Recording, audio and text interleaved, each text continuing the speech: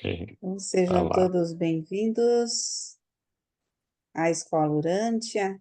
Hoje é a segunda parte da aula do Henrique, que vai falar sobre o documento 143, que é atravessando quando Jesus vai pregar na Samaria com os apóstolos.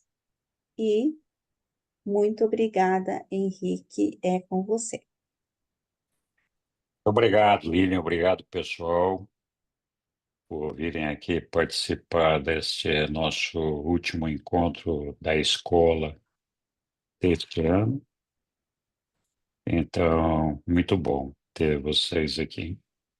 Não deu para terminar o módulo 4, nem o capítulo 4. Nós estamos no módulo 4, capítulo 4, na terceira aula, né? Esse aqui é o final da aula, essa última aula que estamos fazendo aqui. Muito bem, então vamos começar aqui. Bom, eu acho que está todo mundo vendo a minha tela aí, e acho Sim, que está da maneira correta, como deve ser. isso. Ups, só preciso tirar uma faixinha aqui que insiste em ficar no meio da minha tela. Bom, agora acho que deu certo. Então, nessa aqui é a segunda parte da aula 443, né? Documento 143 da vida e dos ensinamentos de Jesus. E esse documento faz uma narrativa para nós da travessia de Jesus com seus apóstolos ali por Samaria. Então, nós já tivemos uma primeira aula, né?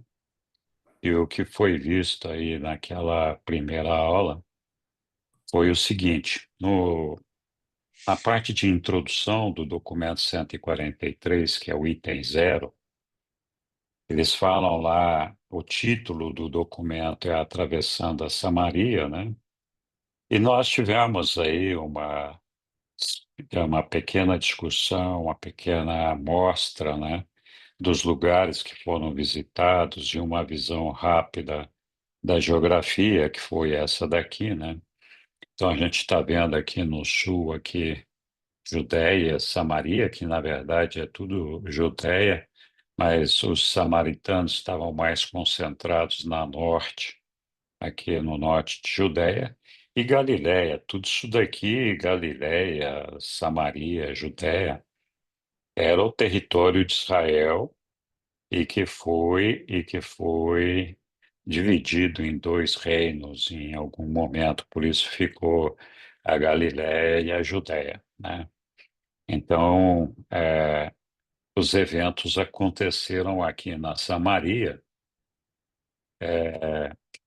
Eles estavam em Jerusalém, saíram de Jerusalém e foram ali para Samaria, primeiro ali para a região de Betel, depois mais tarde Aquilais, e por aí tiveram pregando durante um tempo. Então, nós ali tivemos vendo um pouquinho dessa divisão geográfica, é o ponto que mais se destaca nesse pequeno resumo da introdução ali. E eles ali depois foram pregar em Arquelais, e eles falam que Arquelais era uma cidade grega, né? Como assim grega? Arquelais fica ali, conforme eu mostrei aqui nesse mapa aqui. Arquelais está aqui dentro da Judéia de Samaria, né? Então, como era grego, né? Então, a questão é que os judeus, os gregos, o Império Romano, o Império Grego precedeu o Império Romano. Então, todos esses lugares que estão marcados aqui em amarelinho, vermelhinho, etc., era o território dos judeus. Então, a região de Israel aqui do lado direito aqui, nesse mapa aqui não dá para a gente ler direitinho, mas tinha várias cidades que foram fundadas pelos gregos. É por isso que eles falam das cidades gregas ali que estavam ali na Judéia. É, e é importante a gente entender essa questão do Império Romano, do Império Grego, porque a Grécia tinha uma influência muito grande na cultura dos povos, entre os judeus ali, esse negócio todo, por conta desse domínio dos gregos ali, né? Que depois foram derrubados pelos romanos, e aí veio a época do Império Romano. Eu não sei se vai dar certo para eu voltar para o documento lá, porque está muito sensível a tela aqui, já saiu dela duas vezes, né? Então, vou ver se dá certo, mas talvez eu tenha que procurar o documento lá. Vejamos. Não. Então, isso aqui era para explicar só então o porquê dessa parte dos documentos das cidades gregas, né? E com isso nós matamos também essa questão. Havia várias cidades de influência grega que foram fundadas pelos gregos em várias partes do mundo. No documento, nesse mesmo documento de pregação em Aquelais, os povos que ali viviam, que ali agora a maior parte era romanos, os gregos, etc. E são, como nós sabemos, guerreiros, né?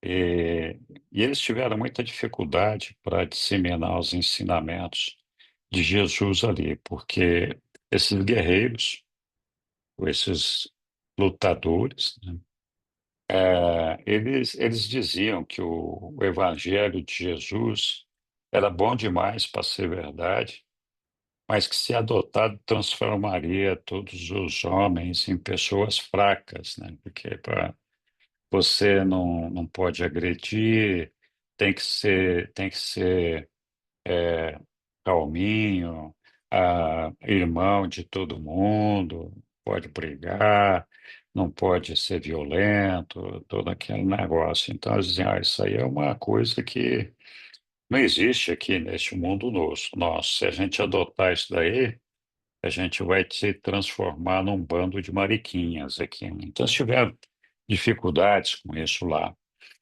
E Jesus fez um discurso muito apaixonado para os seus apóstolos, quando os apóstolos trouxeram esse problema para ele, né? E ele disse: Olha, eles acham isso porque vocês estão dizendo que o reino, dos céus é um reino que inclui todos os povos e que todos nós somos irmãos, né? Então, eu entendo a razão por que eles falam isso, mas, na verdade, nenhum de nós somos fracos, né? Alguém pode olhar para o João, que era uma figura grande, né? Ou Simão, e dizer eles são pessoas fracas? É claro que não, né?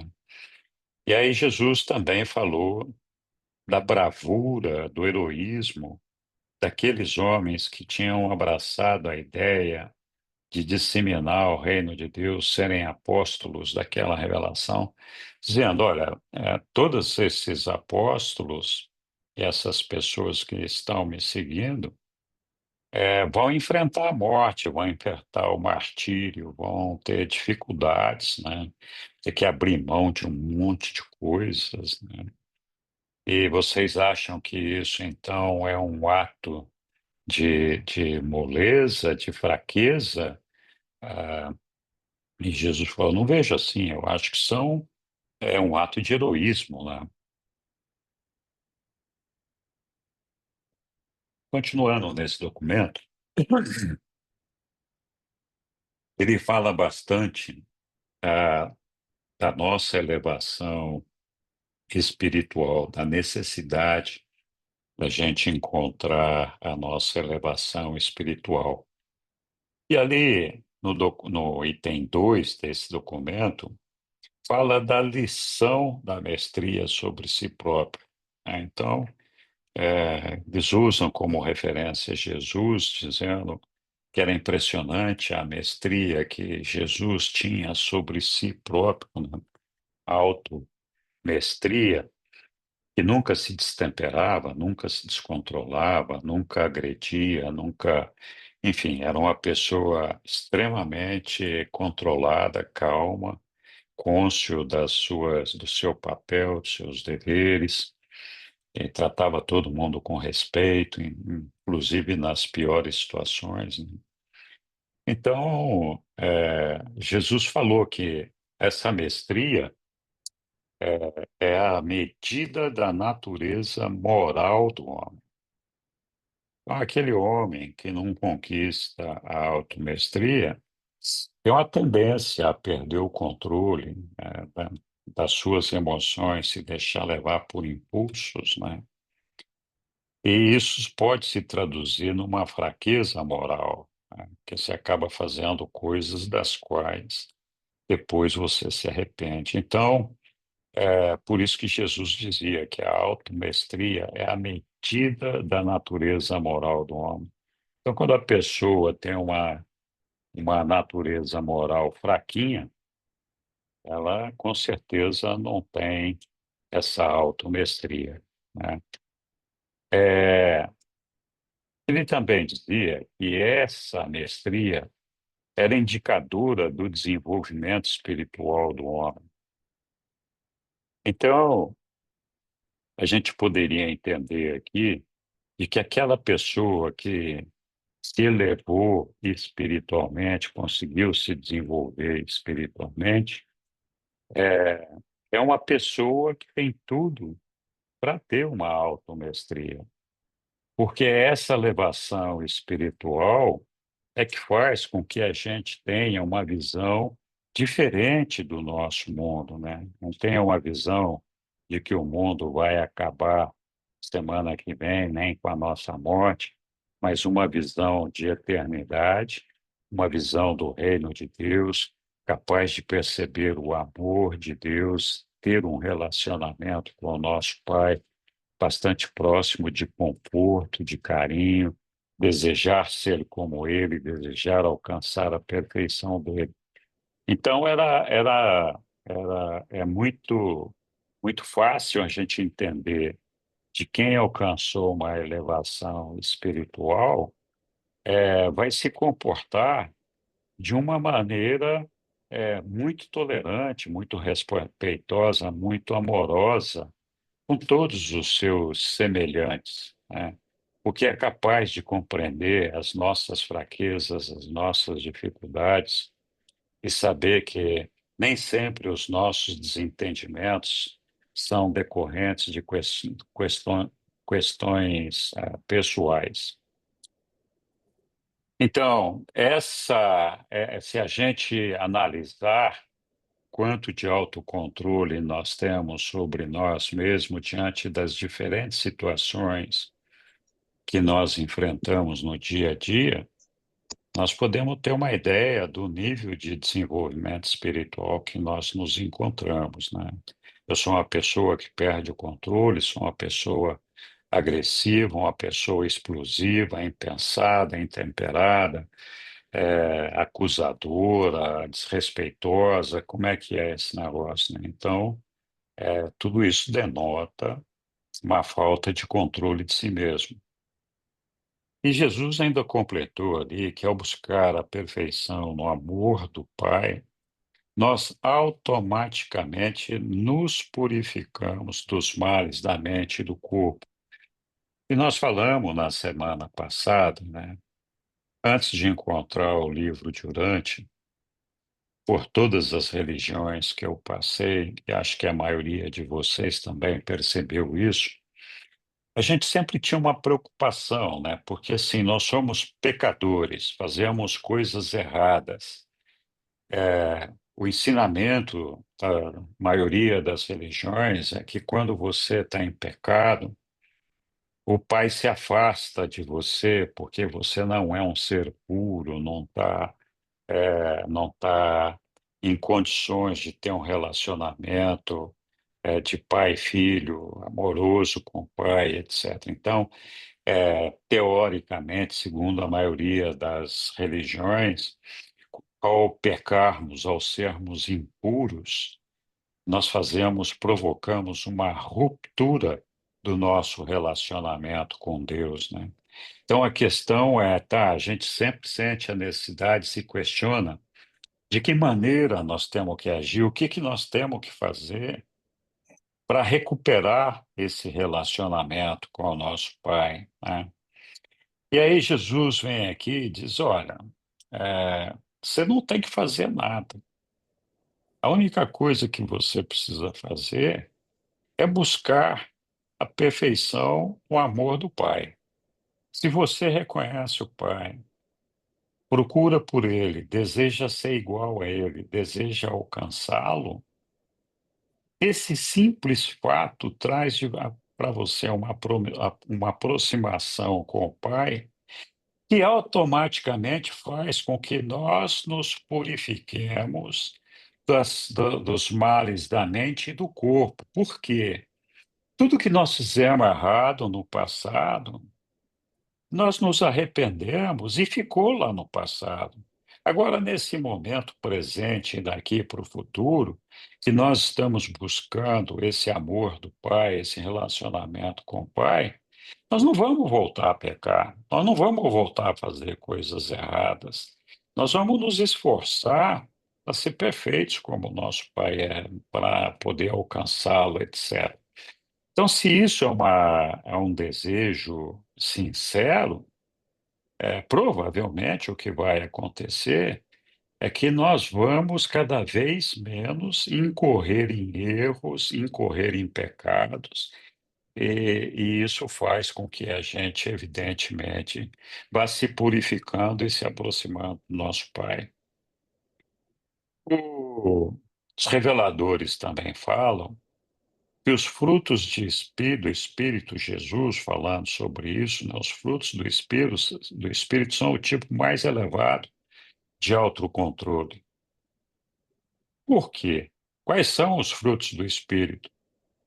O fruto do Espírito é amor, mais amor, mais amor, serviço, mais serviço, mais serviço, boa vontade, né? Sinceridade, amizade, carinho, blá, blá, blá. Então, assim, se uma pessoa realmente tem esse sentimento de amor pelos seus semelhantes, de compaixão, de amizade, de respeito, de tolerância, de entendimento, então esses são os frutos do Espírito. É evidente que uma pessoa que age dessa forma tem um elevado tipo de autocontrole, não é mesmo? Essa é que é a ideia. Muito bem, daí no item seguinte desse documento, 143, Jesus nos falou da diversão e do descanso. Nesse item, houve lá um estresse gigantesco entre os apóstolos e os discípulos de João e outros discípulos, outros seguidores, além da própria população onde eles estavam pregando lá, que fez com que todo mundo ficasse muito estressado, não conseguisse se entender, estavam discutindo o tempo todo, etc. Inclusive, em função dessa ideia de que os povos ali estavam dizendo que essa religião de Jesus era uma religião de mariquinhas, de bonequinhas, porque isso não poderia dar certo no meio de homens fortes, etc., né? Então, imagina esse povo todo que estava habituado a lutar, habituado a ser guerreiro, a lutar por seus ideais, mesmo que estivessem errados. Eles estavam muito frustrados com essa reação do povo, e apesar de Jesus ter explicado para eles, ficava muito difícil dos caras entenderem e assimilarem essa dificuldade de relacionamento que eles estavam tendo ali, principalmente com os gentios. E Além disso, eles tinham uma dificuldade no relacionamento com os discípulos de João, que estavam liderados ali por Abner, né? Então, Abner e os apóstolos, eles tinham o desejo de se unirem e trabalharem juntos, uma vez que João tinha sido o precursor do anúncio da chegada de Jesus, e Jesus então seria aquele Messias esperado, né, que iria resolver os problemas de todo mundo. Então, fazia sentido que eles trabalhassem juntos. A questão é que os ensinamentos de João estavam todos fundamentados no Antigo Testamento e tinha uma série de coisas que não combinavam com os ensinamentos de Jesus, né? Então, os apóstolos, os discípulos de João, queriam continuar pregando as mesmas coisas que João pregava, enquanto que os discípulos de Jesus queriam pregar o ensinamento que Jesus lhes estava passando. E havia um descasamento nisso daí. Então, eles não conseguiam se entender, e a tensão ficou tão grande que eles vieram falar com Jesus, e Jesus falou: Olha, não vou conseguir participar dessa discussão, isso não me cabe. Mas o que eu vou fazer é o seguinte: vocês estão convidados, né, a virem passar 3 dias de diversão e de descanso. Nós vamos fazer uma pausa aqui no nosso trabalho, né? E depois nós vamos voltar a encarar todos esses problemas. Então, eles ficaram 3 dias afastados desses conflitos, se divertindo e descansando. E Jesus deu a eles ali tarefas para fazer, que eram tarefas agradáveis, para mantê-los ocupados, para que não houvesse chance de, durante esse período que eles estavam lá, eles voltassem a se dedicar de alguma forma a discutir os problemas que eles tinham. Então, Jesus nos disse que essa técnica da diversão e o descanso é a técnica para reduzir as tensões, aliviar os conflitos e resolver os problemas intrincados, conquistando uma automestria. Então, foi muito interessante, porque depois desse período de relaxamento, os problemas ficaram todos pequenos.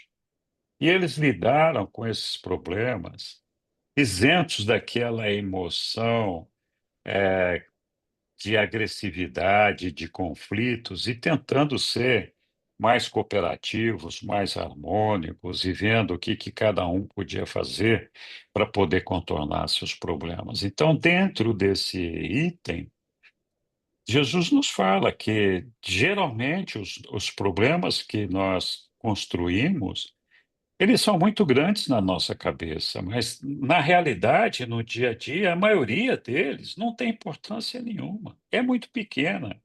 E a gente às vezes perde o sono por conta dessas coisas. Por isso que ele fala: olha, então se você tem um problema agora e você fica irritado, fica tenso e tal, para tudo, né? Deixa esse negócio, vai dormir, dá uma descansada. No dia seguinte, com a cabeça descansada, retoma esse negócio. Você vai ver que o problema é muito menor do que aquilo que você estava imaginando. Então, a recomendação de Jesus é que a gente não tente resolver os nossos problemas, os problemas que nos afligem, enquanto a gente está no calor das emoções desses problemas, enquanto estamos sendo conduzidos pelas aflições, pelas dificuldades que esses problemas nos trazem. Então, essa é que é a ideia. Ali no documento 143, item 4, a gente fala então dos judeus e dos samaritanos, né? Eu mostrei lá naquele mapinha, né, que nós vimos aqui. Aqui está a Judéia, que era um dos reinos de Israel, e a Galiléia era outro. E dentro da Judéia, a gente tinha a Judéia e a Samaria, né? E então era tudo hebreu, tudo judeu ali.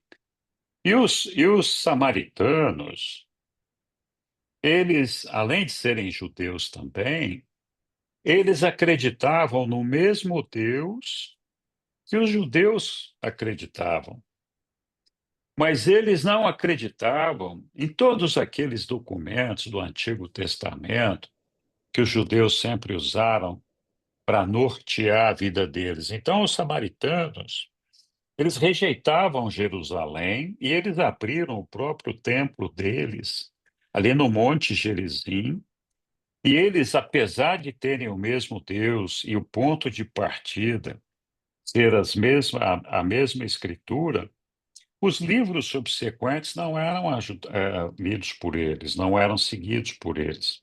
Então, os judeus consideravam que os samaritanos tinham uma má religião. Então, além da disputa por território e esse negócio todo, eles tinham essa questão dessa, apesar de ter o mesmo Deus, ter essa divisão que impactava diretamente os costumes sociais, né? Tipo assim, olha, os judeus, fariseus, etc., eles tinham que lavar a mão, lavar os pés antes de comer, tinha uma série de comportamentos que eles tinham que adotar. Os samaritanos não seguiam nada disso, ou não seguiam a maior parte dessas coisas, né? Então, os judeus consideravam os samaritanos impuros, né? Então, a gente, além da questão da geografia ali, estabelecia uma disputa por território, nós tínhamos questões culturais e questões religiosas que afetavam o relacionamento desses dois grupos. E então, esse documento, no item 4, trata justamente dessas questões, né?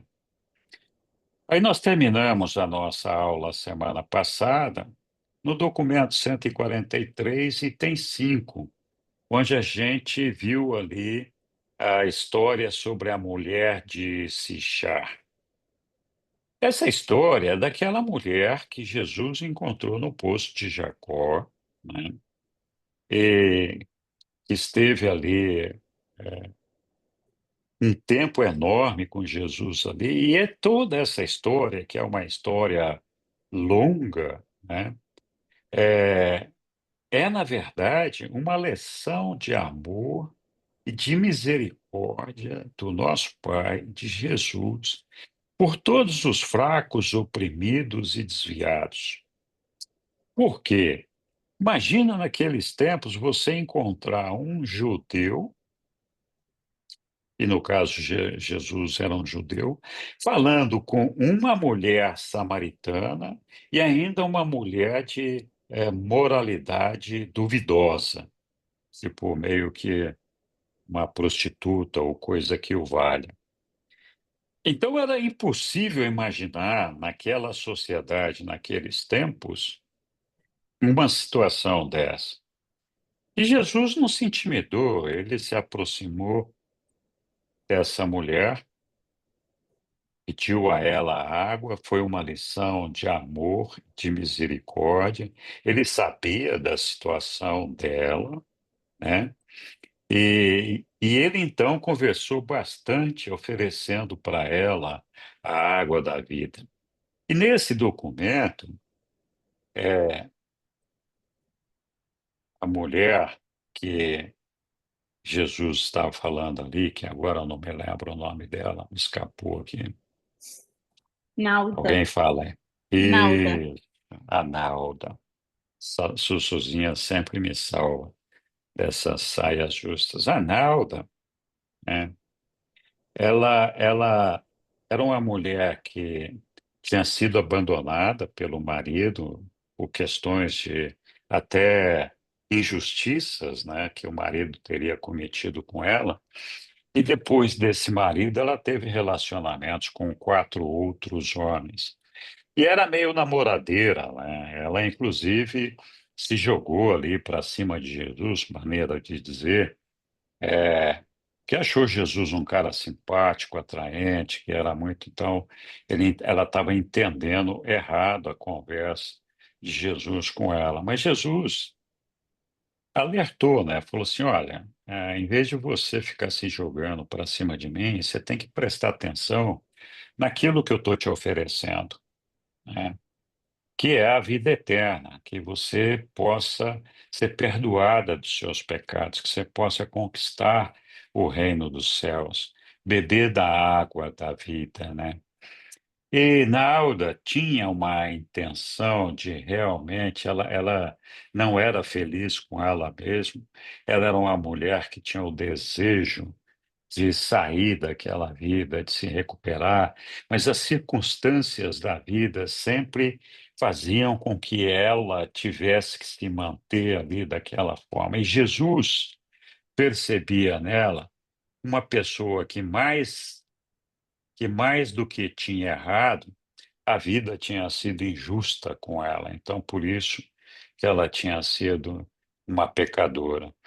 Então, Jesus a pressionou para que ela reconhecesse que ela tinha necessidade de se perdoar desses pecados, de resolver essas situações.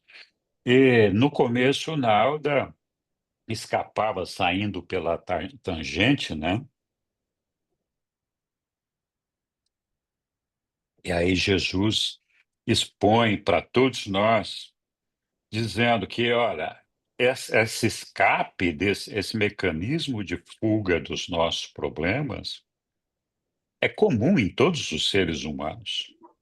Nós sempre escapamos do pano de fundo da coisa que realmente nos interessa e que é importante para resolver os nossos problemas, discutindo questões religiosas, semânticas, filosóficas, enfim. A gente sempre entra em temas com o propósito, né? Tem um microfone aberto aí, com o propósito de nos evadirmos, né? De fugir da discussão dos nossos problemas pessoais, mesmo dentro de casa, com a nossa família, com a nossa esposa, nosso marido. Nós temos dificuldades de ser honestos nos nossos relacionamentos e dizer: olha, eu estou fazendo isto errado. Acho que você também está fazendo aquilo errado. Nós temos que conversar, temos que nos alinhar aqui e tal.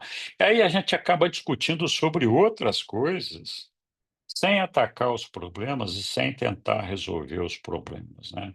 Então Jesus nos alerta com relação a isso e diz: olha, vocês têm que prestar atenção.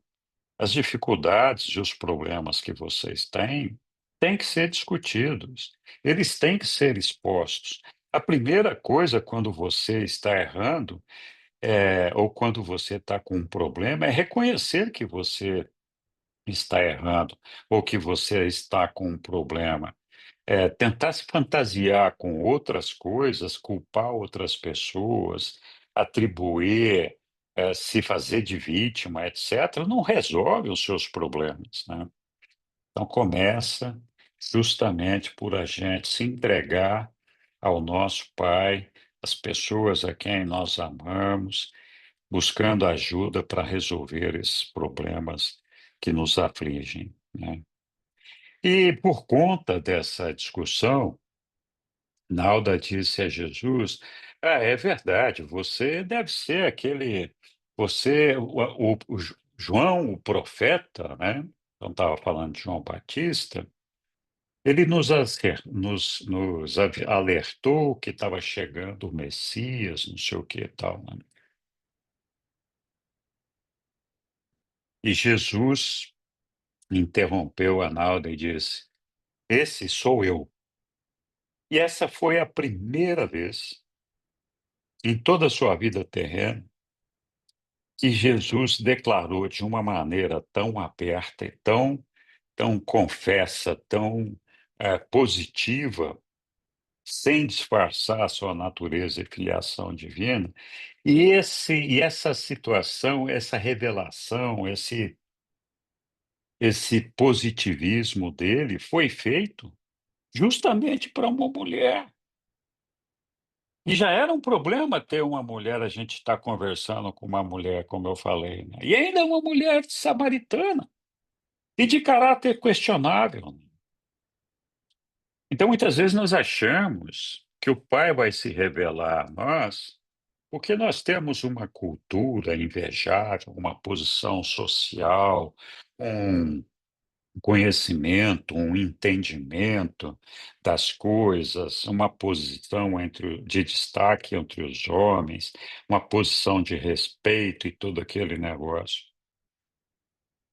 O Pai se revela a todas as pessoas que procuram e precisam dele.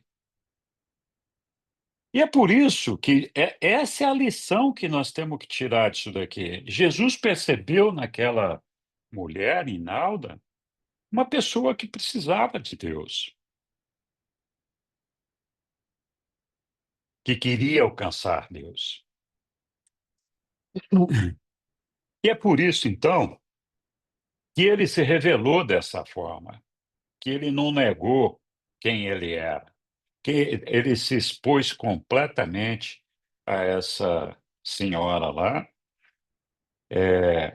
para que nós pudéssemos perceber que o nosso Pai não faz diferença de pessoas, não faz acepção de pessoas.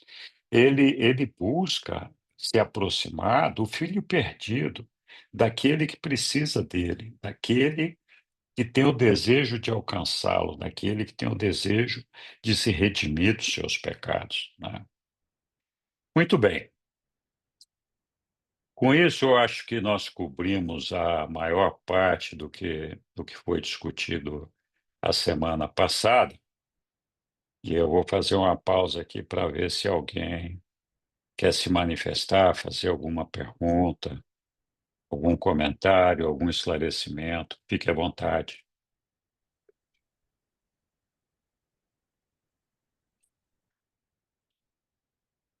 Muito bom.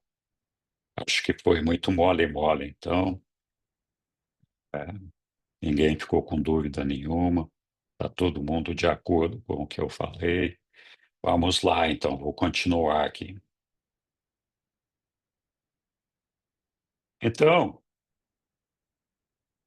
terminamos aquela revisão e hoje nós vamos falar do item 6 do documento 143, que trata, né, do renascimento samaritano, né? Então, ali naquela situação do poço ali, com Jesus conversando com Nalda, porque ele tinha ficado sozinho com ela ali no poço, porque quando eles chegaram ali na região de Sichar, Jesus se deteve ali no poço de Jacó, e os apóstolos foram montar o acampamento deles ali mais próximo da vila, da aldeia ali e tal. Foram todos para lá. Então, enquanto Jesus estava conversando com a Nalda ali, eles voltaram com comida. Eles tinham estado sem comer o dia todo, né? Então estavam famintos. Mas aí já estava no final do dia e Jesus sabia que logo a escuridão cegaria. E Nalda, quando saiu dali de perto de Jesus, na chegada dos apóstolos ali no poço, ela foi para a vila, lá para Sichar, e chamou todo mundo. Falou: "Ó, vocês têm que vir conhecer esse cara que me revelou completamente, o cara sabe tudo da minha vida, é o Salvador, é Deus, é não sei o quê." E é lógico, uma multidão da vila foi lá para onde Jesus estava. E eles estavam ali, então, ansiosos para falar com Jesus, né? E Jesus, sabendo que a noite estava se aproximando, então persistiu na sua determinação de conversar com o povo. E André tentou persuadi-lo, né? E antes de falar com a multidão, Jesus replicou para os apóstolos: "Eu tenho para comer um alimento do qual vós nada sabeis." Os apóstolos, evidentemente, ficaram surpresos e eles logo imaginaram, pensaram e disseram: "Olha, será que alguém trouxe alguma comida para Jesus enquanto nós não estávamos aqui? Será que essa mulher que esteve aqui com ele dando água a ele também deu comida?" Então, com esse burburinho, Jesus voltou a falar, para eles: "O meu alimento é fazer a vontade dele que me enviou e realizar o seu trabalho." E aí ele fala de uma situação que era bastante discutida na Bíblia e na época lá, que tinha sempre um time que fazia o plantio, preparava a terra, plantava as coisas, e depois vinha um outro time, um outro grupo de pessoas para colher, né? Então Jesus falou para eles: olha, vós não deveis mais dizer que há tempo ainda antes da colheita. Vede este povo vindo de uma cidade samaritana para ouvir-nos. Eu vos digo que os campos já estão brancos para a colheita. Aquele que colhe recebe o salário e junta o fruto para a vida eterna. Consequentemente, os semeadores e os colhedores se rejubilam juntos, pois nisso reside a verdade do ditado que um semeia e o outro colhe. Eu agora vos estou enviando para colher onde não trabalhastes, porque ele, Jesus, é que tinha trabalhado além de João Batista, né? Outros trabalharam. E vós estáis para entrar no trabalho deles. Então, Jesus se referia à pregação de João e dizia: está aí esse povo agora que ouviu a João e agora está vendo que a gente está aqui pronto para produzir os frutos que nós esperávamos deles, né? Para que a gente possa fazer uma colheita. João plantou e nós temos aqui a oportunidade de exercer um trabalho com esse povo que vai significar a colheita dessa safra que foi plantada por João. Então, muitas vezes, nós semeamos entre os nossos irmãos, e esse é o nosso trabalho, nós temos que semear. E muitas vezes, a gente não tem a oportunidade de ver a resposta dessa semeadura, mas tem alguém que vai ver a resposta dessa semeadura, porque os frutos vão aparecer para serem colhidos, né? E é disso que Jesus estava falando. Muito bem. Jesus e os apóstolos foram a Sichar e pregaram durante 2 dias. Na primeira noite do acampamento no Monte Gerizim, onde os samaritanos tinham o templo deles, os apóstolos esperaram que Jesus os reprovasse pela atitude deles para com Nauda, a mulher lá do poço de Jacó. Mas ele não fez referência a essa questão. Em vez disso, ele fez uma palestra espetacular sobre as realidades que são as mais importantes no reino de Deus, né? É, então, o que Jesus destacou nessa conversa com eles é que para nós, em qualquer religião, em qualquer situação, é muito fácil a gente permitir que os valores assumam uma grandeza desproporcional em relação a outros elementos de cada situação e em relação à norma. Então, é, a verdade, o valor, por exemplo, é o nosso Pai, é o nosso Micael, é Jesus. Muitas vezes nós atribuímos um valor, uma importância relevante a um anjo, por exemplo, a um santo, que na hierarquia têm valores, embora sejam valorosos, são menores, evidentemente, que o nosso Pai. Então, para que eu tenho que rezar para São qualquer coisa, se eu posso rezar diretamente para Jesus, né? Qual é que é o sentido disso? Muitas vezes nós atribuímos verdades e valores para coisas que nós temos na nossa vida, que na verdade não são importantes. A gente atribui esses valores porque a gente acha que isso é o que vai fazer diferença na nossa vida, né? Então, por exemplo, nós investimos muito tempo e dinheiro, por exemplo, na educação dos nossos filhos, para que eles estudem, tenham curso de inglês, ginástica, balé, música, idiomas. seja um engenheiro, seja isso, seja aquilo, não sei o quê. E a gente dedica um tempo enorme, porque a gente valoriza o resultado que socialmente isso traz para cada um de nós, a importância que isso nos dá no meio social, entre os homens, e de sucesso econômico, financeiro, profissional, na nossa vida. Então, essas coisas assumem um valor e uma grandeza desproporcional. Como assim? Ora, tomando o exemplo dos filhos, quanto tempo nós investimos nos nossos filhos para que eles conheçam a Deus, para que eles conheçam ao Pai, para que eles conheçam o universo, para que eles pratiquem a irmandade dos homens? Então, os nossos valores sociais, econômicos, financeiros aqui na Terra, evidentemente, são importantes para nos dar o conforto, mas eles não são valores, que possam ser tratados como uma verdade, porque assim, quando a gente morrer, tudo isso acaba.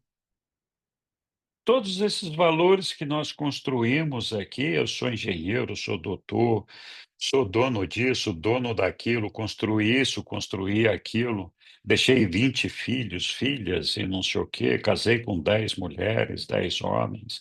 Enfim, todos esses valores que nós construímos, eles terminam com a nossa morte. Terminam, acabam. A gente não vai levar isso para nenhum outro lugar se se nós não ressuscitarmos do outro lado.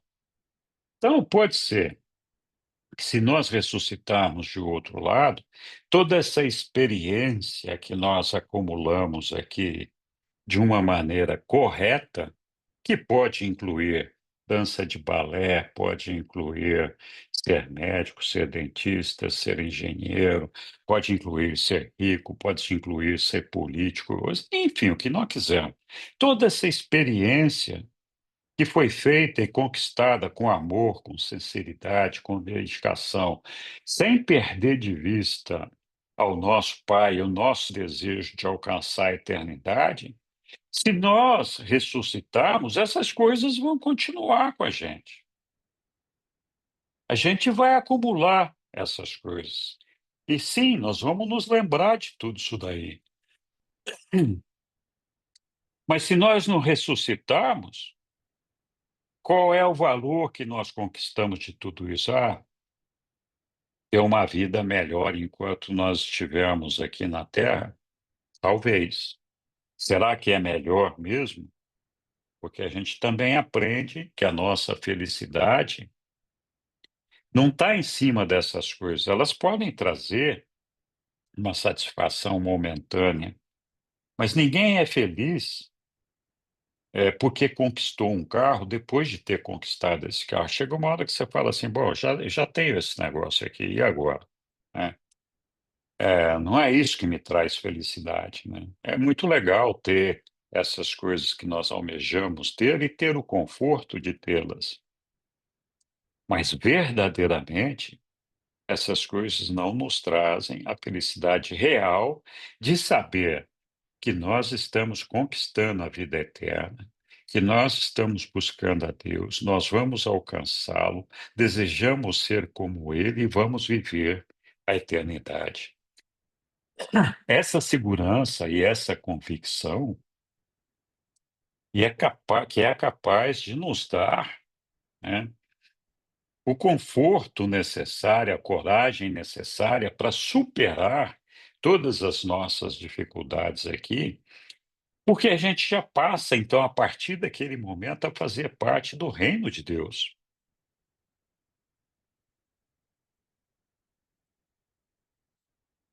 Então, Jesus aqui falou sobre essa questão de como é fácil que a gente permite que alguns valores, nossos às vezes trazido por qualquer religião, assume na nossa vida uma grandeza desproporcional, que não faz sentido, né?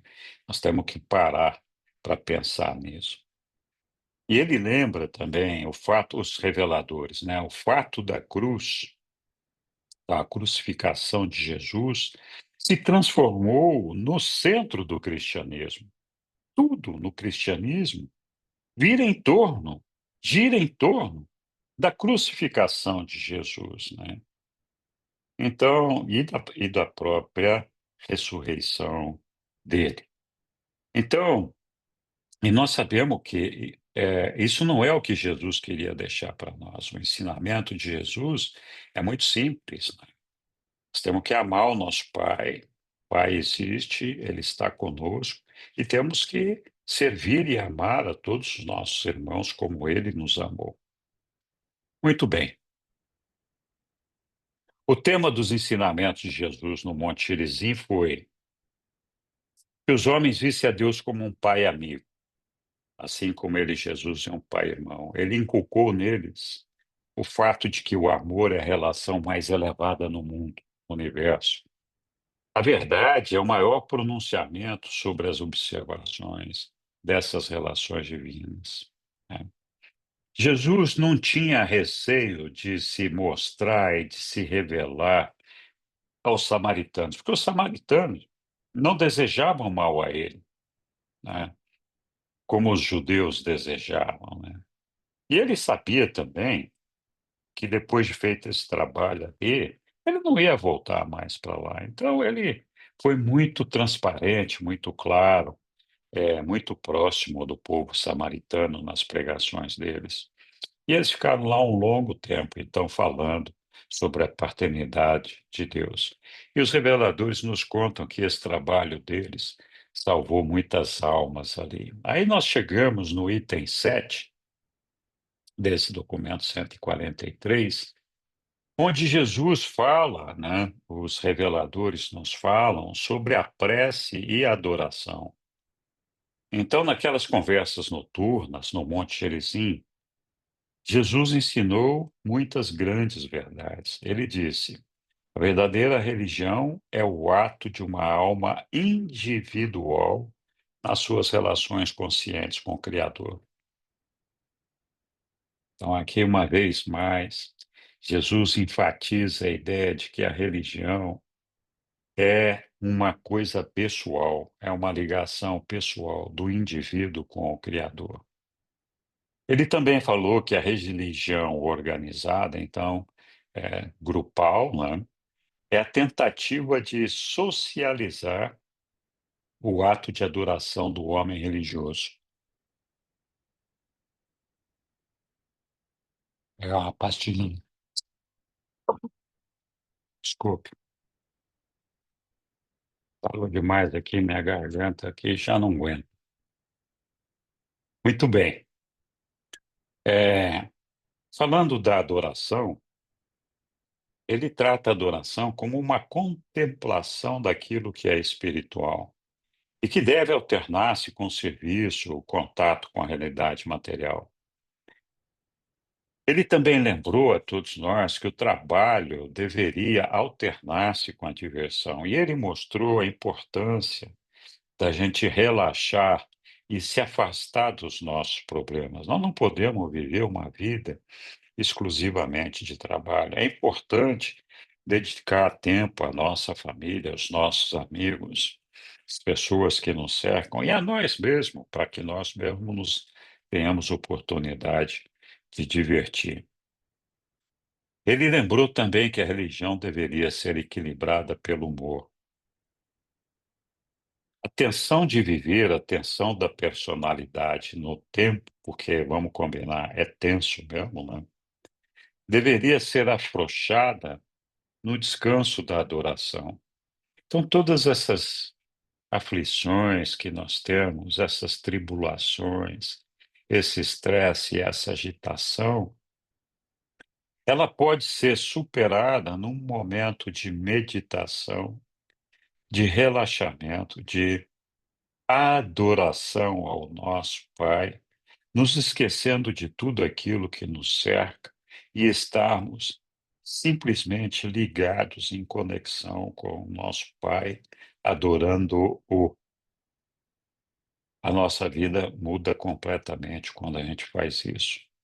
Os sentimentos de insegurança que advêm do medo e isolamento da personalidade no universo deveriam receber o antídoto, que é a contemplação na fé do Pai, né? Muito bem, continuando aqui. Ele diz que a prece é destinada a tornar o homem menos pensativo e mais realizador. Ela não se destina a fazer o nosso conhecimento crescer, mas a prece tem a capacidade de expandir a nossa capacidade de discernimento. Então, nos ajuda a discernir melhor as coisas. A adoração intenta antecipar a vida melhor, não é verdade? Quando nós nos conectamos com o nosso Pai no paraíso, nós nos fazemos presente ali com o nosso Pai, adorando Ele, antecipando aquela vida que nós vamos alcançar algum dia ali no paraíso, né? Então a prece sustenta espiritualmente, mas a adoração é divinamente criativa. Adoração, ainda, disse Jesus, é a técnica do ser humano se voltar para o um, para receber a inspiração do serviço de muitos.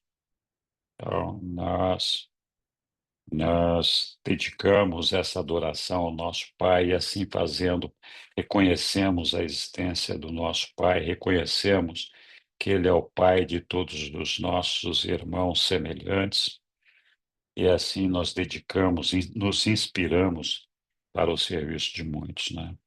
Adoração é a medida pela qual se avalia o distanciamento da alma até o universo material e a sua conexão simultânea e segura com as realidades espirituais de toda a criação.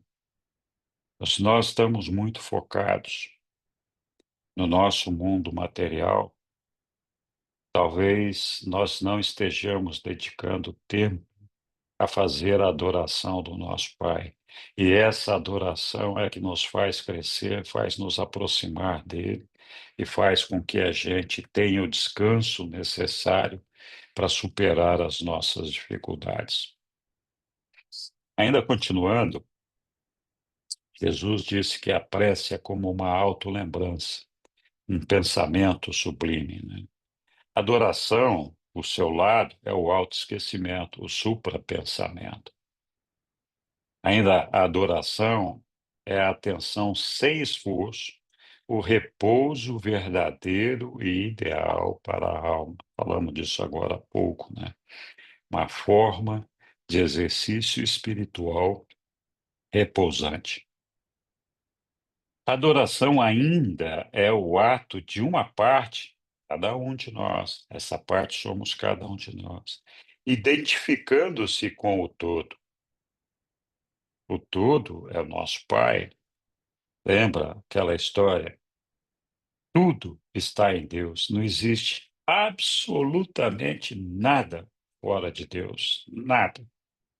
Então, quando essa parte se dedica a essa conexão, na verdade, é uma conexão dessa parte com o todo, que é o nosso Pai, que representa tudo que a gente possa imaginar. É um contato do finito com o infinito, do filho com o Pai, o tempo no ato de um passo que toca a eternidade. Nós, então, momentaneamente, escapamos desta nossa vida material, que pode terminar ali na frente, dependendo da nossa conduta, e botamos o pezinho lá na eternidade ao contatarmos o nosso Pai ali no paraíso. Adoração é o ato da comunhão pessoal do Filho com o Pai Divino. é deixar que a alma, espírito, assuma atitudes reanimadoras, criativas, fraternais e românticas. Embora os apóstolos pouco tenham captado desses ensinamentos, os reveladores aqui nos falam que outros mundos captaram muito bem esses ensinamentos de Jesus. Esses outros mundos são os outros mundos habitados do universo local de Nébadon. Vamos lembrar sempre que a autodoação de Micael aqui na carne, como homem Jesus, foi feito não só para nós aqui, Urântia, mas também uma revelação dele e de Deus para todos os outros mundos do seu universo local. Então, eles falam aqui que foi devidamente captado em outros mundos. E ainda que, mesmo que não tenha sido captado aqui, novas gerações na Terra vão alcançar esses ensinamentos. Quem sabe a nossa geração, né? Ou alguns membros das gerações que nos antecederam. Ainda falando da prece da adoração, eu inseri aqui alguns textos que falam da adoração e da prece que não estão nesse documento. Eles estão ali, por exemplo, no documento 5, que é um documento do Pai, é o último documento que fala do Pai universal. O documento 1, 2, 3, 4 e 5 falam do Pai. E ali no documento 5 eles dizem: a adoração existe para a sua própria causa. Qual é a causa? A de adorar, né? De estar ali na presença do nosso Pai, adorando-o, amando-o, e isso só. A prece incorpora um elemento de interesse próprio. Então, a adoração não tem esse elemento de interesse próprio. A adoração o elemento da adoração é de agradecimento, de adoração, de admiração, de amor pelo nosso Pai. A prece incorpora um pedido, alguma coisa que nós precisamos ou que nós pedimos em benefício de outras pessoas ou outras situações, né? Não existe absolutamente nenhuma demanda ou outro elemento de interesse pessoal na verdadeira adoração. Nós simplesmente adoramos a Deus pelo que compreendemos que Ele seja.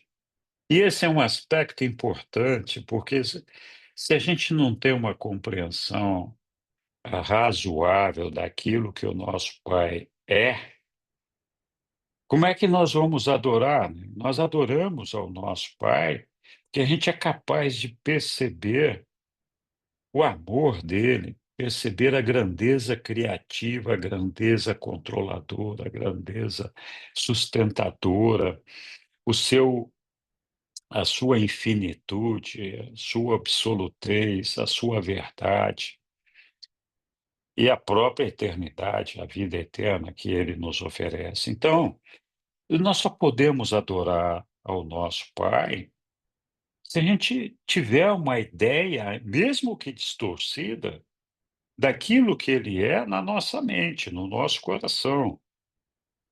Você não pode dedicar uma adoração a alguma coisa que você não faz ideia nenhuma do que seja, né?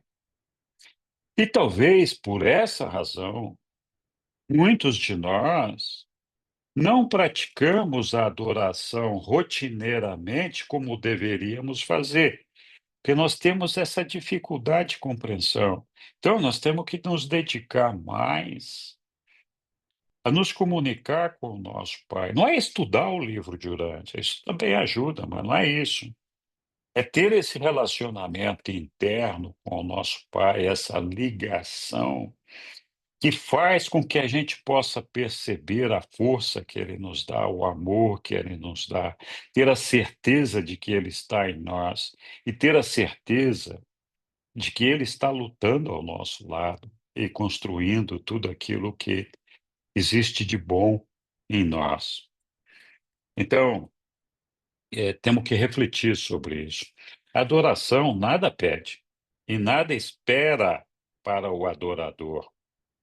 Nós prestamos tal devoção e nos dedicamos à adoração como uma reação natural e espontânea ao reconhecimento da personalidade incomparável do Pai, por causa da sua natureza plena de amor e dos seus atributos adoráveis.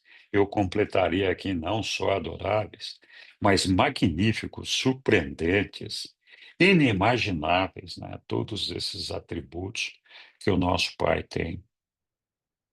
A adoração sincera denota a mobilização de todos os poderes da personalidade humana sob o domínio da alma em evolução e sujeita à orientação divina do ajustador do pensamento solidário. Então, não é exatamente isso que está escrito aqui, mas nesses textos que tratam deste assunto, eles dizem que, claro, nós temos uma dificuldade de alcançar o nosso Pai no paraíso pela distância que nós temos dele e muitas vezes pela pobreza espiritual que nós temos. Então, eles também falam em outros lugares aqui que nós não devemos adorar ao ajustador do pensamento, que é uma fração do Pai dentro de nós. Então, teoricamente, muitos de nós poderíamos pensar que o nosso ajustador do pensamento é o Pai, então, que merece essa adoração. Por que que eles dizem que não é o caso de fazer essa adoração para o ajustador do pensamento? Eles dizem isso porque o ajustador do pensamento, ele está desprovido de personalidade. É uma fração do Pai pré-pessoal, desprovido de personalidade. Pai do paraíso, Pai universal, é uma pessoa, está centrada lá na Ilha do Paraíso. Ora, esse ajustador do pensamento, ele busca uma personalidade. E se tudo correr bem e nós correspondermos, ele vai conquistar a nossa personalidade, ele vai compartilhar conosco a nossa personalidade. Então, se nós adoramos a uma personalidade, nós temos que cuidar para não estar adorando a nós mesmos, a essa personalidade nossa. Então, qual é o papel que o ajustador do pensamento faz aqui? Vocês se lembram quando a gente falou do batismo de Jesus, que o ajustador do pensamento saiu da mente de Jesus ali no momento do batismo, se dirigiu a Diviniton, foi personalizado pelo Pai e voltou ali no ato do batismo antes que João tivesse terminado de jogar água na cabeça de Jesus. Então, fração milesimal de segundo, né? Ou seja, o tempo não existe para o ajustador do pensamento, e nem a distância. Então, quando nós queremos fazer a adoração ao nosso Pai universal, o ajustador do pensamento, ao perceber esse desejo da nossa alma, da nossa personalidade, ele leva essa adoração e conecta essa adoração diretamente com o nosso Pai universal. Então, essa adoração é feita mediante uma conexão que nos é facilitada pelo ajustador do pensamento. É disso que eles estão falando. A experiência na adoração consiste no esforço sublime do ajustador solidário de comunicar ao Pai Divino os anseios inexprimíveis e inefáveis das aspirações humanas. Acabamos de falar disso agora. A adoração é, portanto, um ato de consentimento da nossa mente material à intenção do seu ser espiritualizante sob o espírito do guiamento do espírito solidário, de comunicar-se com Deus como um filho de fé do Pai universal. Então, a mente mortal consente em adorar. A alma imortal anseia pela adoração e inicia, mente e alma, esse ato. A presença do ajustador divino conduz essa adoração em nome da mente mortal e da alma imortal em evolução. Então, a verdadeira adoração, em última análise, ela é realizada em 4 níveis cósmicos, que são o nível intelectual, nossa mente, nível morancial, a nossa alma, espiritual, o nosso ajustador do pensamento, e pessoal, que é a nossa personalidade, a consciência da mente, da alma, do espírito e a unificação de todas elas na personalidade. Ok? Por outro lado, ainda falando ali naquele documento 5.3, as súplicas de todas as espécies, então falando aqui então das preces, né? As súplicas de todas as espécies pertencem ao reino do Filho Eterno, a organização espiritual do Filho. As preces e todas as comunicações formais, exceto a adoração e o culto ao Pai Universal. Então a gente só adora e cultua o Pai Universal. E a gente faz as preces, então, não para o Pai Universal, mas faz as preces para o Filho Eterno ou o Filho Criador, porque essas são questões que concernem ao universo local.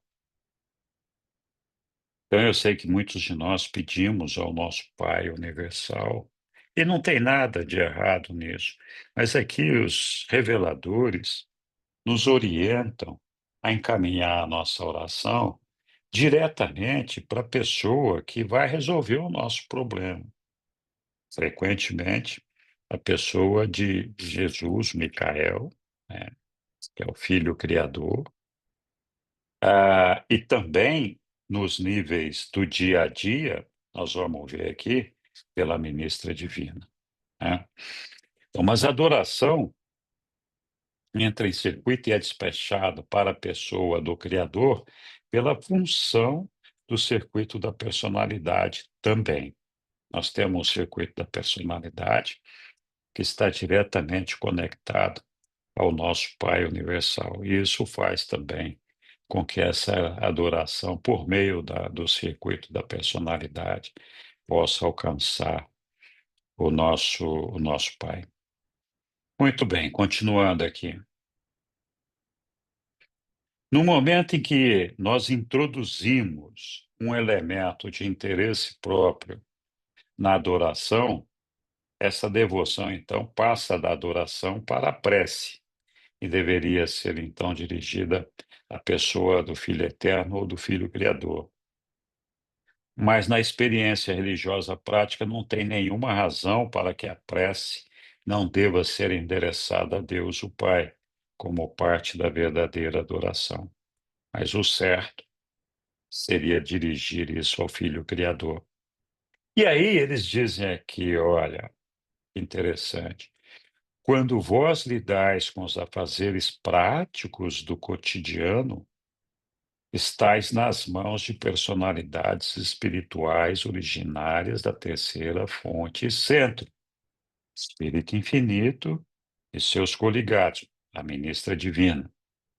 Então, por que eles estão falando disso daqui? Ora, a nossa mente é uma dádiva da nossa ministra divina. Então, sempre que nós temos que tomar uma decisão, sempre que nós temos que usar a mente, sempre que nós temos que trabalhar no dia a dia, fazendo as nossas coisas e resolver os nossos problemas diários, o ideal é pedir a iluminação e o guiamento do espírito materno, por meio do circuito da nossa mente. Então, vós adorais a Deus. Fazeis as vossas preces para o Filho e comungais com ele. E trabalhais os detalhes da vossa estada terrena em conexão com as inteligências do Espírito Infinito, as quais operam no nosso mundo, em todo o nosso vasto universo. Os amigos, muito obrigado. Foi muito legal participar desse tema aqui. Eu aprendi muito preparando esse estudo aqui. Espero que tenha conseguido transmitir coisas úteis e agradáveis a todos vocês. E estamos abertos aqui para perguntas, questionamentos, comentários. Enfim, temos um tempinho aí.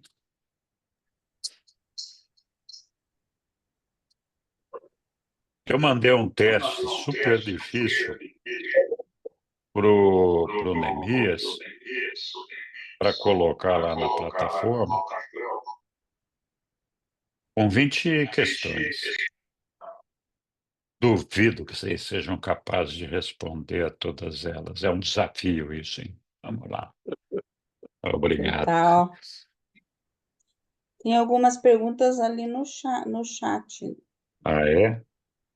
Alguém vai falar o que é que eu vejo o chat? A Isabela, acho que levantou a mão. Diga aí, Isabela. Boa noite a todos. Boa noite. Eu não sei se a minha pergunta é pertinente, mas a minha intenção é usar essa metodologia para que eu consiga conectar com o meu pai.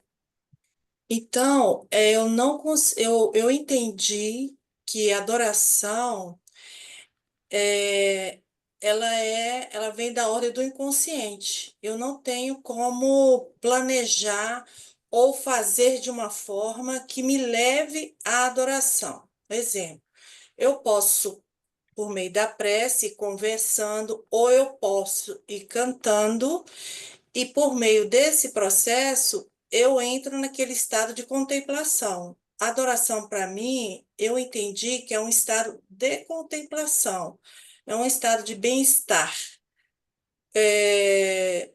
Quando eu me sinto parte de um todo, o todo está em mim, eu estou no todo. Eu entendi assim. Eu não sei se é isso que os reveladores queriam dizer. E, na prática, como eu faço para chegar nesse estado de contemplação? Tá bom, Isabela, olha, é um pouquinho disso que você falou, mas não só isso, né? E a adoração é um ato consciente, não é um ato do subconsciente. Vou explicar por quê.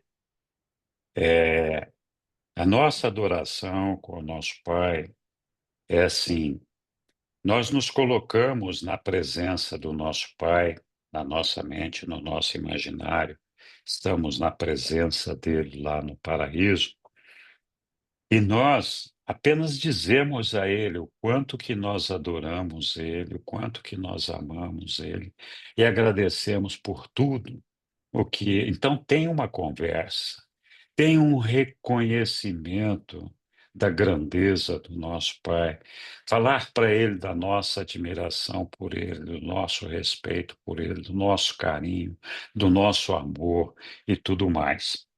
Então, ela implica, sim, numa certa contemplação, porque, claro, você está contemplando o divino ali, mas existe um posicionamento de manifestação de amor, de respeito, de adoração por aquele ser.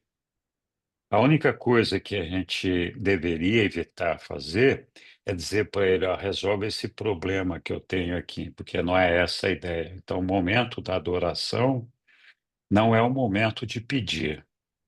É o momento de reconhecer a grandeza do nosso Pai, amá-lo, agradecer por tudo que ele é, e isso, né? Então, isso envolve uma conexão interna nossa com ele, desse sentimento de amor, de devoção ao nosso Pai, né? É bem por aí. Não sei se respondeu aquilo que você colocou e se resolveu a questão, mas essa é a maneira como eu vejo, né? É, Obrigada. de nada. Oi, Clebson. Oi. É, adoração. ela não pode ser dirigida ao Cristo Micael como, como como é dada ao Pai, pode ser dada a Cristo Micael, como os cristãos fazem? Olha, ninguém vai ser castigado se adorar o nosso Micael, né? E essa adoração é bem recebida pelo Micael, e, quando necessário, o Micael vai fazer com que essa nossa adoração chegue até o nosso Pai. Na verdade, o Micael, enquanto nós estamos aqui neste universo local, ele é o nosso Pai divino, porque ele é o nosso Criador. Então, não existe nenhum problema se a gente, não é uma falta, não é um delito se a gente adorar o nosso Micael. Mas, como os reveladores nos ensinam aqui, a adoração deveria ser feita preferencialmente ao nosso Pai Universal, tá bom? Obrigado. De nada. Oi, Roberto, diga lá, meu querido. Oh, muito grato, Henrique, pela exposição. Esse assunto da adoração, da prece, do serviço é crucial, digamos assim.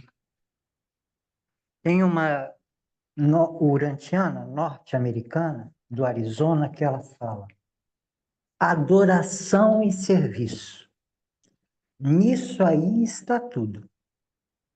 Esse trecho que você leu, ele fala que a prece, ela nos ajuda no serviço.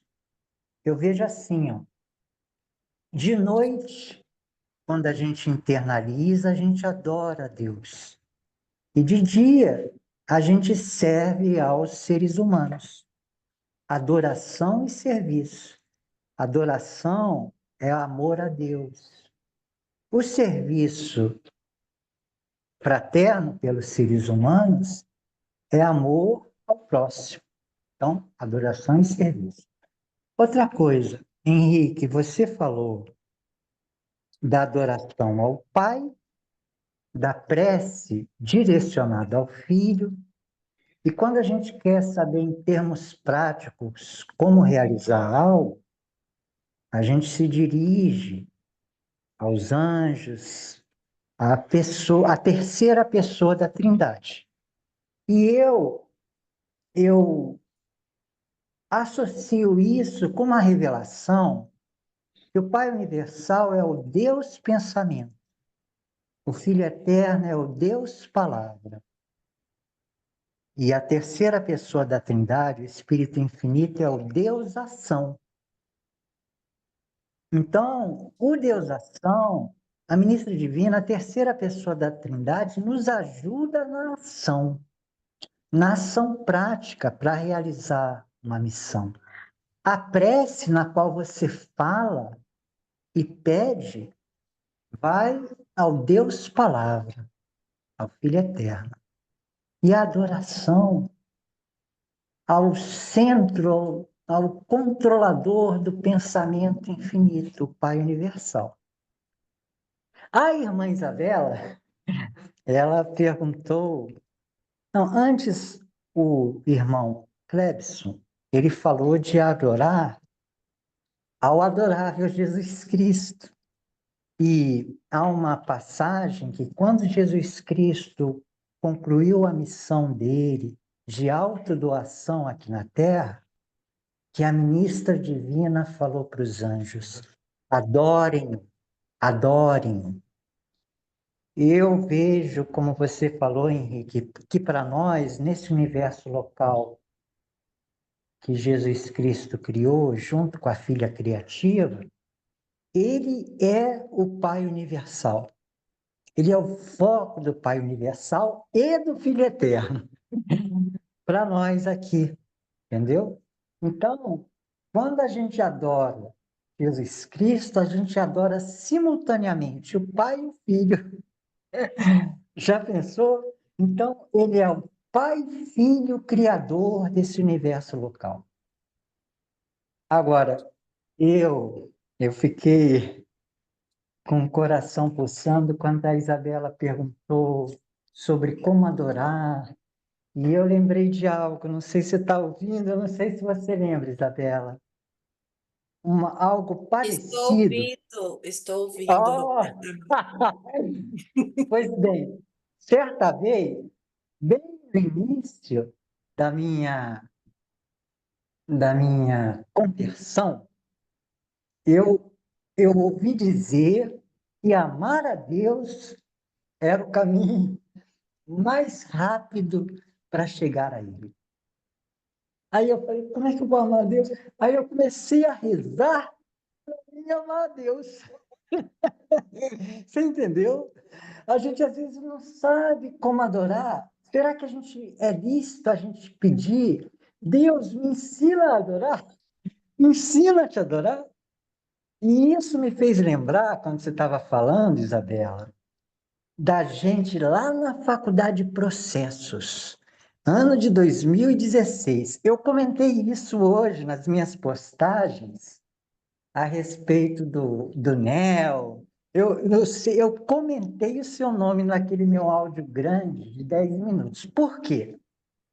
Eu e você, minha irmã, a gente estava lá conversando, aí eu falei para você, e o ajustador veio aqui buscar a nossa personalidade. E que a gente pode dar a nossa personalidade para ele ganhar dele a identidade eterna. Aí você falou assim: eu quero dar minha personalidade para ele, toma, não é?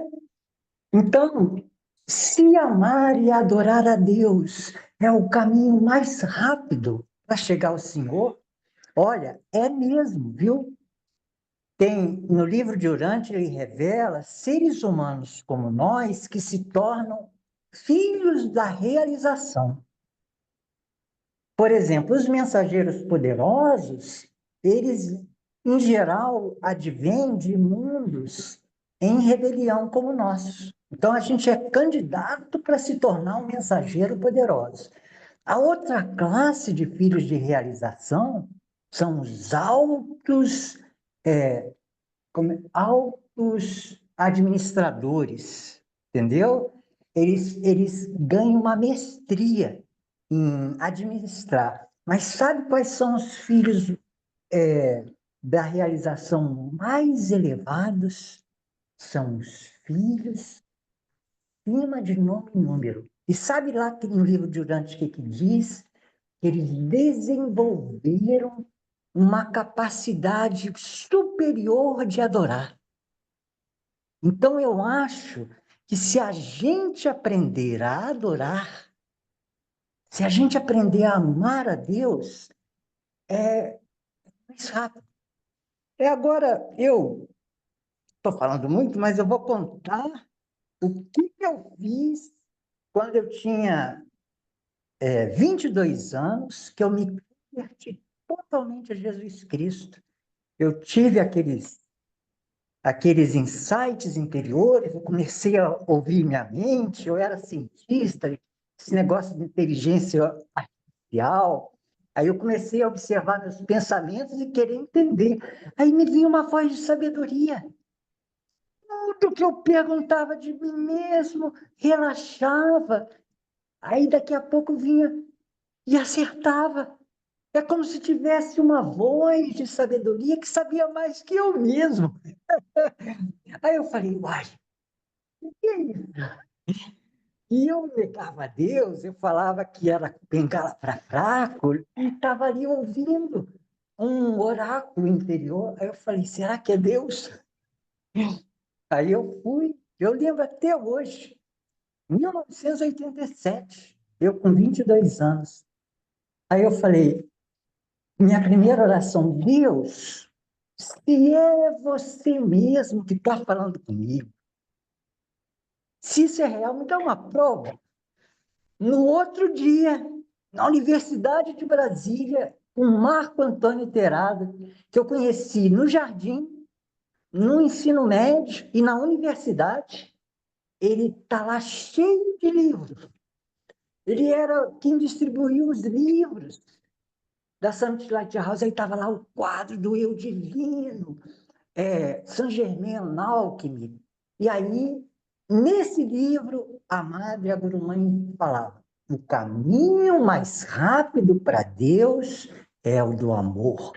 E aí a Madre dizia: quando você diz eu sou, você está dizendo Deus em mim é. Aí ela falava: muito cuidado com o que você diz após eu sou, porque eu sou é o nome de Deus.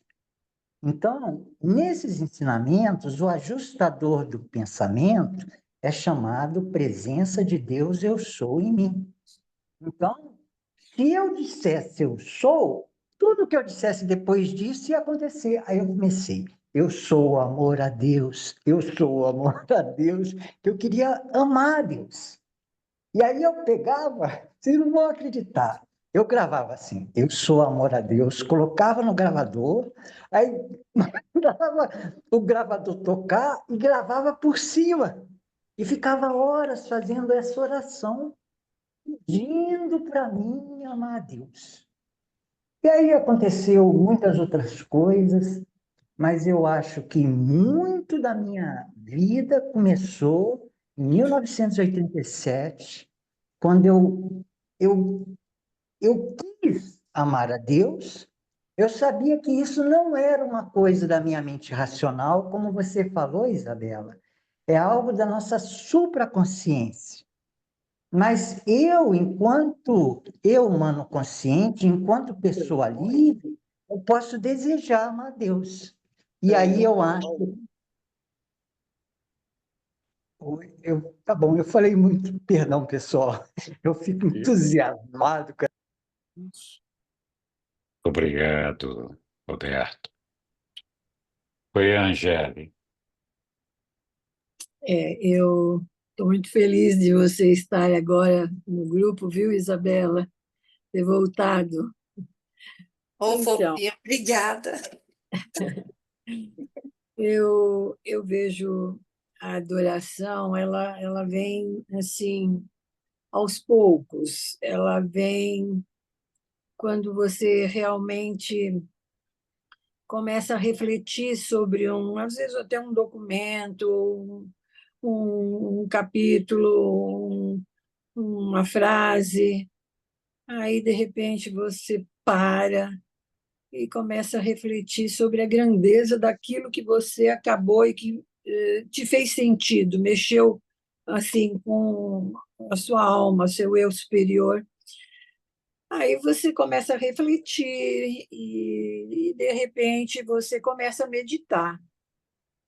Então, eu acho assim que a contemplação ainda não é o estágio final da adoração, porque enquanto eu ainda estou analisando, eu ainda não entrei, porque a adoração é quando você percebe a grandeza do Pai e do todo. É quando o que é você, né, o micro, se conecta com o macro e percebe a grandeza do Pai, assim, do valor do Pai no nosso planeta, né? No nosso mundo, na nossa alma, e como Ele sendo o nosso Criador. Então, é quando você percebe tudo isso, aí você para de analisar, porque enquanto você está contemplando, você ainda está vislumbrando, né? Está assim, aí de repente você entra no êxtase, aí você começa a não pensar em mais nada, aí é uma entrega, sabe? É uma coisa, e quanto mais você se entrega, mais você se sente feliz, elevada. Você começa a perceber a grandeza do amor do Pai em nós. Então, é isso. Aqui tem um parágrafo, aqui no finzinho, que explica bem isso. Quer ver? A adoração é o ato de uma parte identificando-se com o todo. O finito com o infinito. o filho com o pai. O tempo no ato de um passo que toca a eternidade. A adoração é o ato da comunhão pessoal do Filho com o Pai Divino. É deixar que a alma e espírito assumam atitudes reanimadoras, criativas, fraternais e achei lindo, e românticas. Então, é quando você realmente percebe a grandeza do todo, né? É quando você sente aquela que você percebe, né? O quanto é grandioso. E tem mais um passo. Aí você entra na sabedoria. Aí você passa a perceber a verdade, né? A verdade dessa grandeza. Mas nesse momento não se contempla, já se silencia totalmente. É uma entrega total só. Só isso. Obrigado, Angélica. Oi, Muito Sâmia. grato, Angélica. Foi ótimo. E lindo! Obrigada. Parece que você experiencia, você falou com o coração. Eu já tive muitos momentos, porque eu meditava muito às 3 horas da madrugada, sabe? Fiquei durante uns anos fazendo isso, não sei por quê, era um chamado. Eu podia dormir vindo de uma festa 1h30, 2 horas, quando era 3 horas, algo me fazia eu levantar e eu não ficava na cama deitada, não. Eu gostava de meditar sentada. Então, eu tenho um zafu, né? E eu sentava no zafu e o meu altar era o céu, sentava na sala.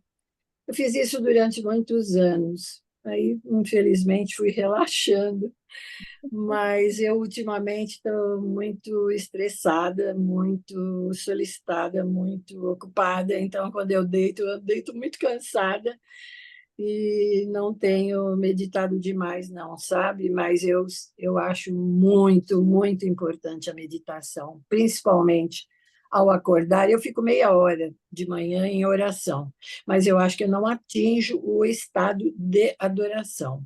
E à noite também não durmo antes de fazer as minhas orações, mas eu percebo que eu não chego ao estado de adoração. O sono me pega antes da hora. Mas é muito importante adorar. Parece que a gente se reabastece, sabe? Parece que você volta à energia, sabe? É muito, muito importante a adoração. Que a gente tenha tempo para isso. Pronto. Obrigado, Angélica. Oi, Sâmia. Gente, eu admiro quem tem assim esse amor por Deus, por Cristo e tudo. E eu confesso para vocês que meu maior desafio é encontrar esse amor, porque assim, eu acredito em Deus, eu acredito em tudo. E assim, eu escuto vocês falando assim das experiências de vocês, e eu fico assim, gente do céu, eu nunca cheguei assim, nem na pontinha assim do estágio, sabe? E é uma coisa que eu tenho até vontade, mas todas as vezes eu acho que eu nunca passei de um minuto, assim, na minha tentativa. Eu vou adorar a Deus, não, já se transforma logo em prece. Aí eu começo a pedir coisa, sabe? Esse negócio assim, bem. Aí eu tento assim, eu já me fiz perguntas, eu já pedi pro meu ajustador, me ensina, me mostra como é e tudo. Mas assim, ou eu tô muito cega, ou eu não tô, não sei, sabe assim. É, e o livro de Urântia não ensina, né, como adorar, só fala que é um relacionamento pessoal com Deus, mas não ensina assim. Porque assim, tem muita gente que, assim como eu, crê, mas não ama, sabe? Não ama, não Ama tem aquele assim, amor. E aí ama. eu desejo, sabe qual é o meu desejo? Eu desejo pelo menos assim, amar um tiquinho, sabe? Mas gente, eu juro pra vocês, eu vou pro trabalho, eu vou tentando assim, eu vou no trabalho, eu digo hoje o dia é meu, eu vou fazer minha parte, Deus vai fazer a parte dele, vou viver o incrível. Passa 3 minutos, eu já tô porra, esse homem não dá seta, e começa aquela, sabe assim, essas besteiras. E aí eu fico assim, passo o resto do dia e eu chego à noite, eu digo, gente, eu não fiz nada. Nesse sentido, sabe? É como se você fosse olhar a sua produtividade de um trabalho, que eu levo isso como se fosse assim, um serviço meu, né? Ou se eu tô aqui, não consigo nem amar a Deus, o que é que eu tô fazendo? E aí eu fico eu fico aflita, a verdade é essa.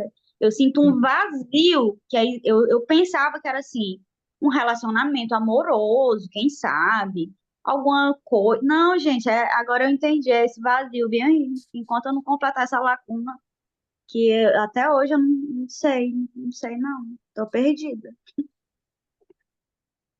Obrigado pela sua sinceridade e espontaneidade, Sâmia. Eu Só não ter vejo, coragem. eu não vejo ela não amando a Deus, eu vejo ela amando muito a Deus. O fato dela estar em quase todas as reuniões, buscando, já é sabe, é uma grande coisa isso. Você ama, mas você é um pouco ansiosa, sabe? E eu acredito que você deve ter muitas tarefas a cumprir, então não se dá a oportunidade de, não, eu vou reservar essa meia hora para mim silenciar, porque a adoração vem do silêncio, né? Então, fica tranquila, você adora sim a sua maneira ainda, mas você ama muito a Deus, senão não estaria nas nossas reuniões quase que todas as noites. Fica tranquila. Ilza,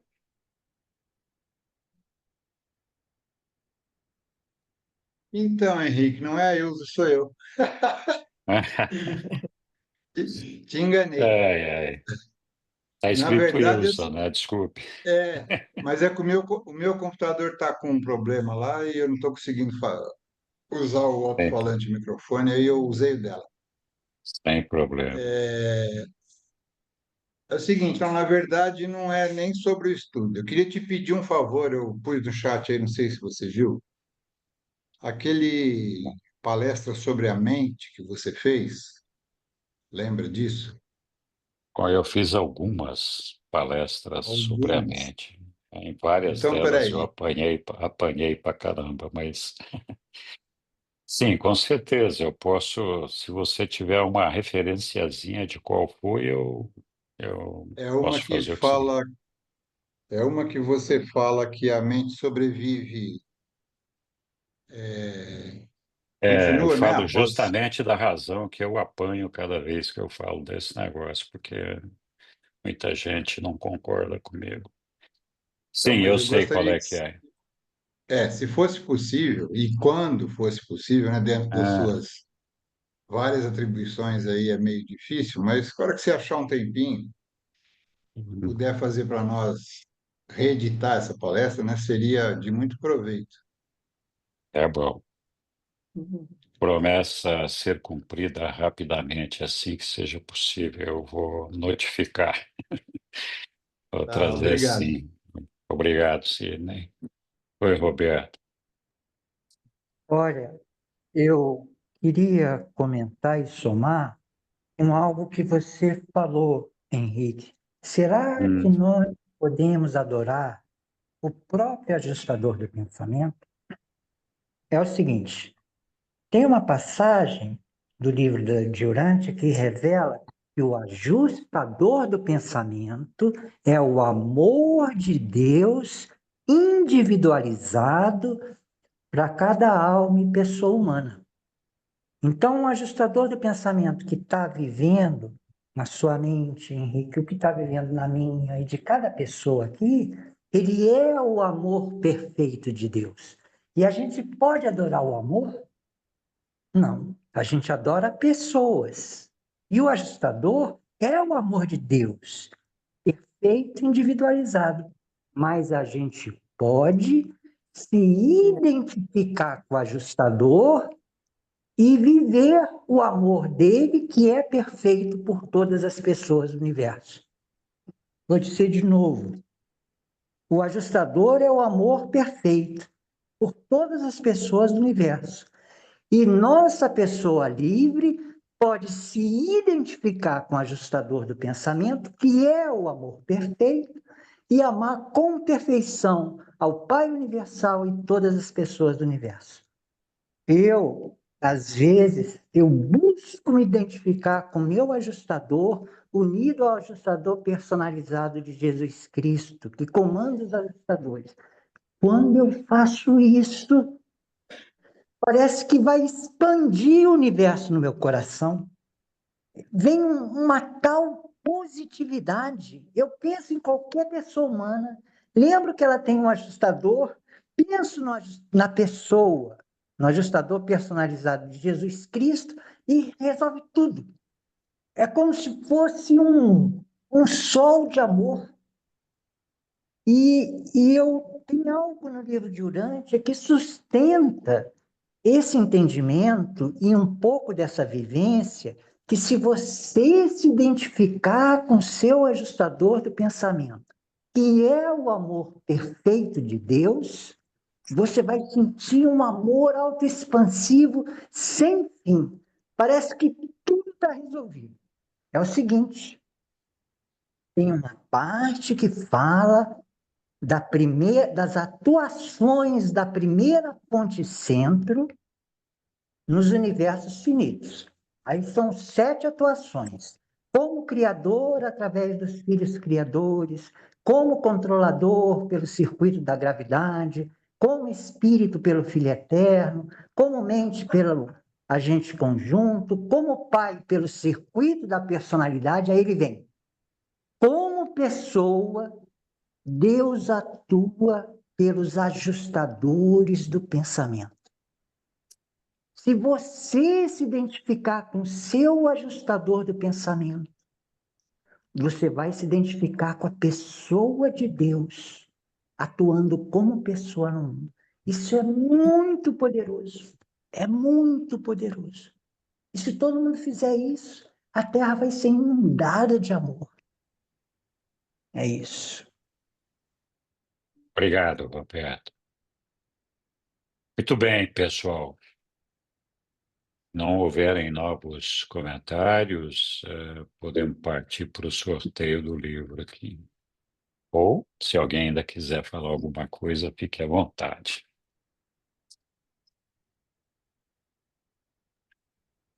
Terminou Muito bem. o ano letivo, terminou o ano letivo agora, Hoje terminou esse ano letivo, né, Fernando?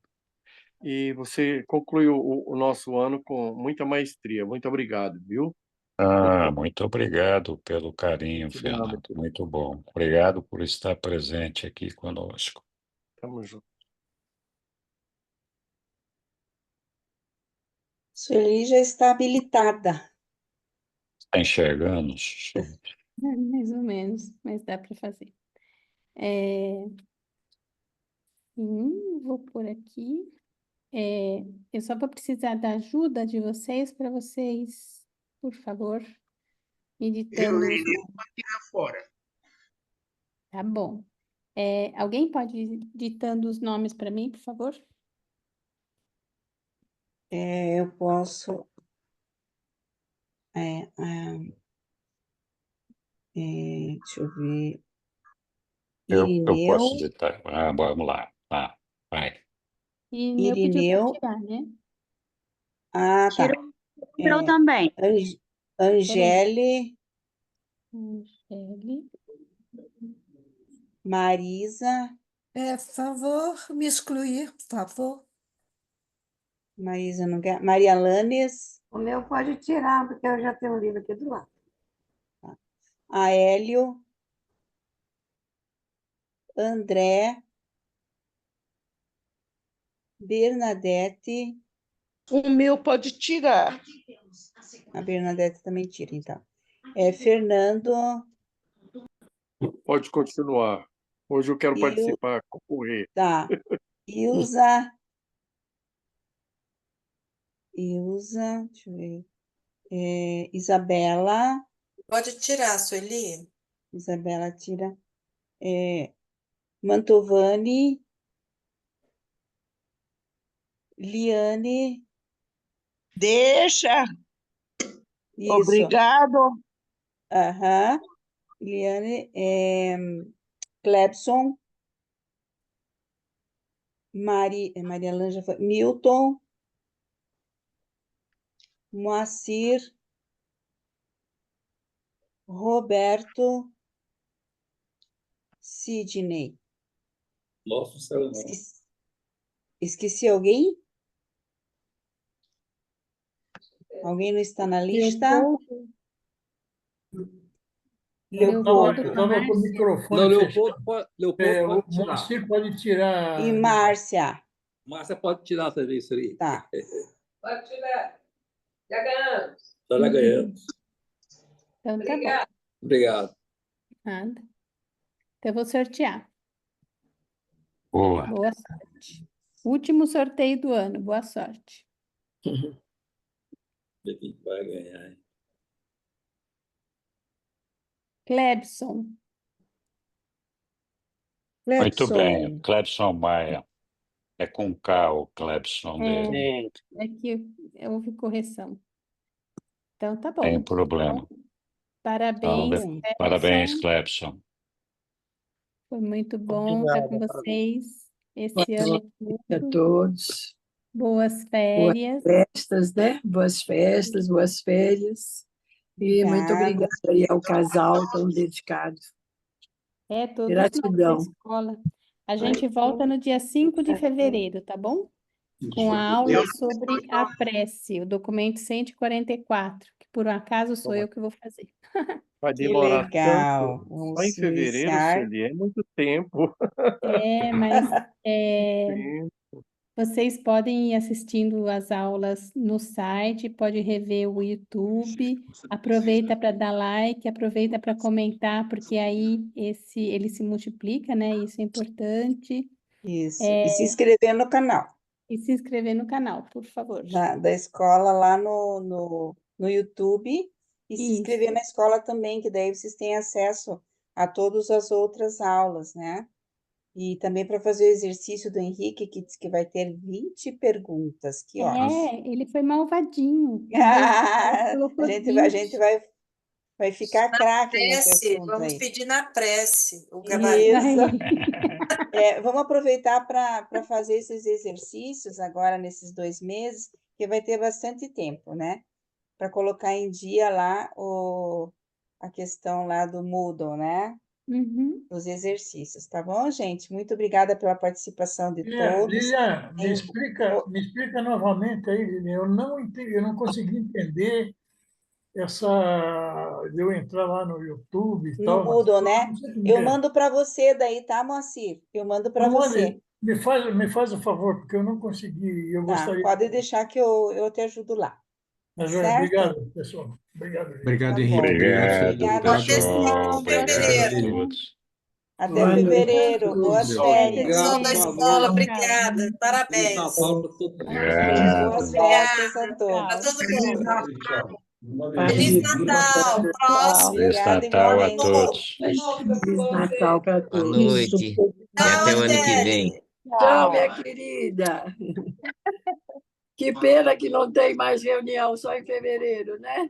Ainda tem nas segundas-feiras, aproveitem. Mas a Ai, gente que se bom. comunica pelo WhatsApp. Tá ótimo. Um beijo para todos e um Beijo. santo Natal. Tchau, gente. Muito obrigada aí pelo casal, viu? Tchau, gente. Boa noite. Obrigada a Obrigada. todos. Boa noite. Boa noite.